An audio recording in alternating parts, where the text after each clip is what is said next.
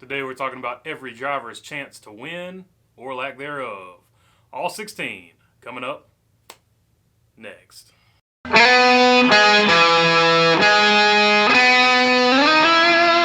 Before we get started, just wanted to clean a little something up from the last video. I forgot to give a shout out to BJ McLeod and Josh Balicki, who had top 10s in that race. Awesome races for both guys. Neither guy gets enough credit or attention, especially driving the equipment they have. So shout out to those guys for getting a nice top 10.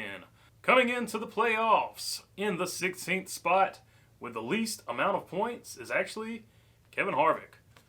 Who would have thought it? I mean, last season, one of the best seasons of all times with 8 or 9 wins. Absolutely killed it. But this season, Stewart-Haas has not had speed.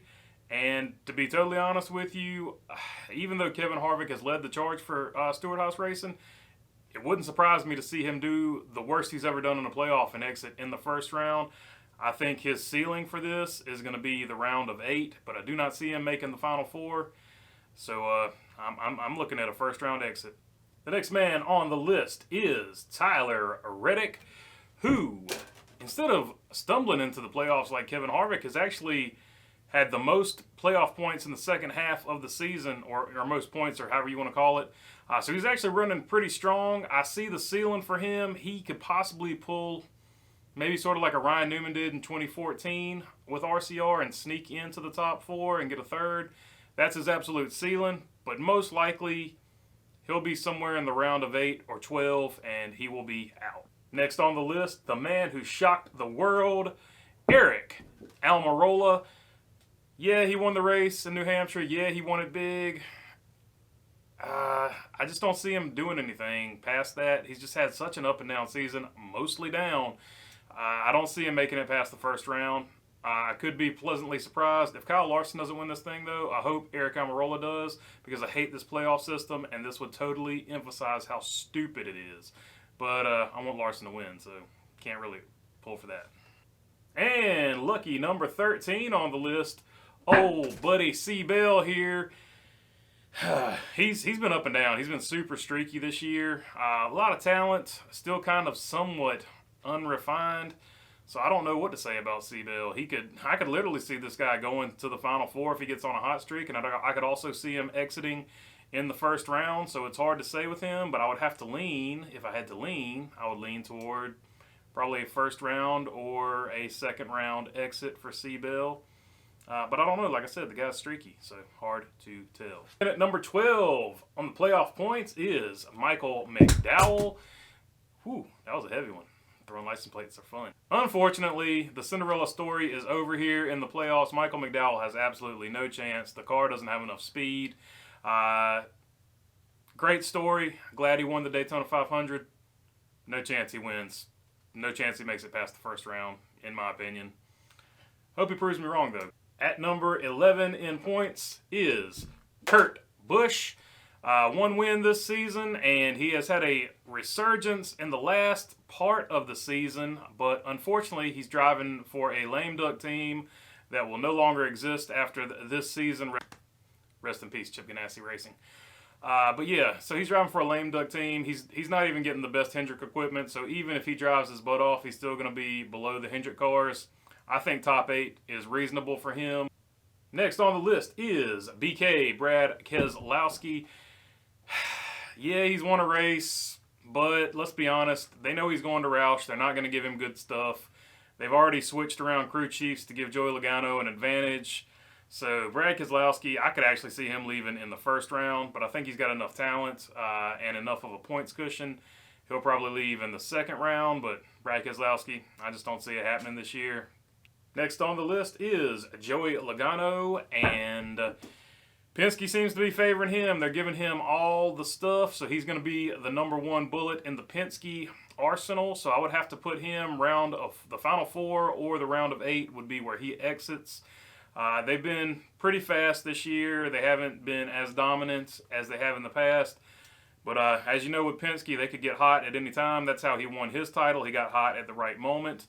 But actually, I think his teammate is a little faster, but we'll get to him in just a second. Next on the list is William Byron. He's had a solid season, nothing to sneeze at. He's got a win. But he has definitely been the 4th best of the Hendrick cars, so I think the ceiling for him is Final 4, but I think most likely round of 8, round of 12, he'll be out because he's had an up and down season too. He's been caught up in a lot of bad luck, a few DNFs, so I don't really see him as having a great shot. Next on the list at number 7 is Denny Hamlin. Hasn't won a race this year after winning 5 or 6 races last year. If you can't win a race, I can't really consider you a threat. Much like Ryan Newman in 2014, I think he could get to the Final 4 just being consistent and pointing his way in, but I don't see him as a threat for the title. So ceiling would be Final 4. If he has some bad luck and slips up, he could exit in the first round. So he's another one. Just hard to say. But his consistency this year, I would say at least Final 8, possible Final 4. Never count out Denny Hamlin. Number 6 on the list is Alex Bowman, and it is hard to say. You don't know what kind of season a multiple winner has had, but I just don't know how to call Alex Bowman. He can be consistent. He can go on a tear and win races. He is probably the biggest wild card in this field. He's in Hendrick equipment. We know the Hendrick cars are fast this year. I would say Alex Bowman is your biggest wild card, but I don't see him going any lower than the round of 8, and he's definitely a contender for the Final 4, so I'd put Alex Bowman somewhere in that mix. At number 5 on the list is the defending champ, Chase Elliott. He has been a consistent rival for Kyle Larson this season, and I think he will probably make the Final 4, barring any type of bad luck. I just don't see anybody really competing with the Hendrick cars unless you're in a Hendrick car, and he's in one, and he, for some races, has given Kyle Larson a run for his money, although not as dominant with laps led and things like that. But he has definitely stepped his game up trying to defend that championship. At number 4 in the chase points, Kyle Busch. Much like Chase Elliott, he has led the charge for the Joe Gibbs racing team. Kyle Busch has stepped his game up, whereas other Gibbs teammates have been sort of streaky and sporadic, other than Hamlin, who's been consistent but can't win. Kyle Busch has actually stepped his game up and has presented at least some type of challenge to the clear favorite, who is going to be Kyle Larson. So, spoiler alert, that's who's going to be, my clear favorite here.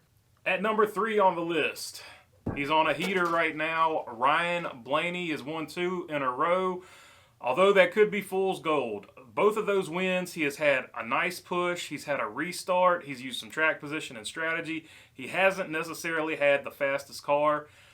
I personally think he's probably the best young Ford driver, but he's not getting the preferred, in my opinion, he's not getting the preferred equipment in his own stable.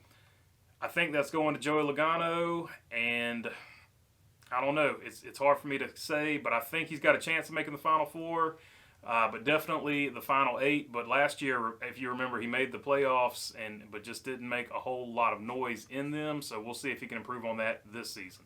Actually tied with Brian Blaney at number 2 in points is Martin Truex Jr. He started off the season really strong, looked like he was going to carry the flag for Joe Gibbs and Toyota, but he's cooled off as of late, and this is not the time to cool off.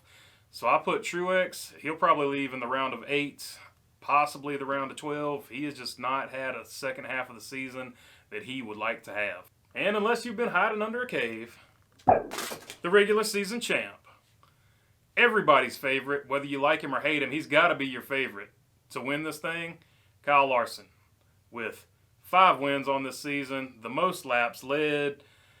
He's even been good at the tracks he's typically bad at. He's got to be your overall favorite. I mean, the guy has just been on absolute fire, and the tracks coming up are tracks that he's pretty good at anyway, so he's got to be your odds-on favorite. But I don't know. What do you guys think? Let me know down in the comments down below. Who are your picks? Also, if you like the content, please subscribe down below. It helps the channel out a whole lot, and I really appreciate it. And other than that, thanks for your time. Peace.